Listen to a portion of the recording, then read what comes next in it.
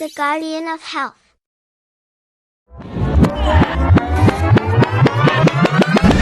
Good evening everyone and welcome back to Guardians of Health. I'm Nicole Simuliano.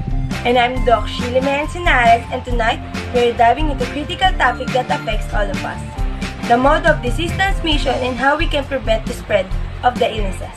That's right, Doc Sheila. Understanding how diseases spread in the first step in ourselves and our loved ones. Let's start by breaking down the different modes of transmission. Our first mode of transmission is direct contact. Transmission occurs through physical contact between infected and uninfected individuals. Example is yung skin-to-skin contact, sexual contact, or droplets transmission. Prevention. Hand hygiene. After any interaction with others or touching surfaces that may have been contaminated, excuse yourself to wash your hands thoroughly with soap and water for at least 20 seconds. If hand washing facilities are not available, use an alcohol-based hand sanitizer.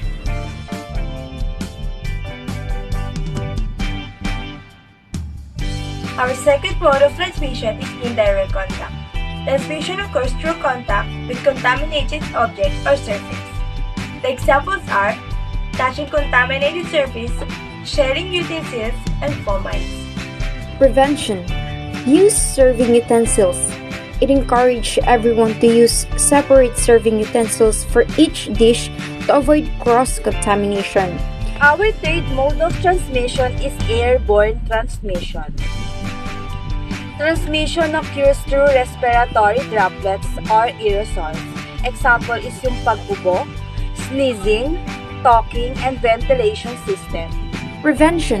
Use of face mask. Implement the use of face mask, especially in crowded areas or during close interaction to reduce the spread of respiratory droplets. Our fourth transmission is vector-borne transmission. Transmission occurs through the bites of infected vectors such as insects and ticks. The examples are malaria, Zika virus, and Lyme disease. Prevention. Wear protective clothing. Cover exposed skin by wearing long sleeves, long pants, and socks to reduce the amount of skin exposed to mosquito bites. Or light-colored clothing, as mosquito are attracted to dark colors. Our fifth mode of transmission is waterborne transmission. This transmission occurs through contaminated water sources. Example is yung cholera and typhoid fever. Prevention. Boil tap water for at least 1 minute before using it for drinking, cooking, or brushing teeth to kill any harmful bacteria or parasites that may be present. Our sixth mode of transmission is foodborne transmission. Transmission occurs through consuming contaminated food or beverages. Examples are Salmonella, E. coli, and norovirus. Prevention. Before serving yourself from the buffet, wash your hands thoroughly with soap and water or use hand sanitizer provided by the restaurant. Encourage others to do the same to minimize the risk of transferring bacteria and viruses from hands to foods. And last, our seventh mode of transmission is vertical transmission. This transmission occurs from mother to child during pregnancy or childbirth or breastfeeding. Example is yung HIV and hepatitis.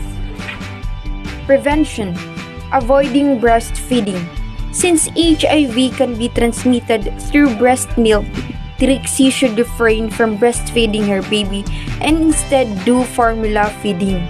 Providing safe and nutritious formula milk ensures the baby receives proper nutrition without the risk of HIV transmission. Well, that's all the time we have for tonight. We hope you get more valuable insight into the modes of disease transmission and how to prevent them. Join us next time for more important discussion on health and wellness. Until then, stay safe and be well.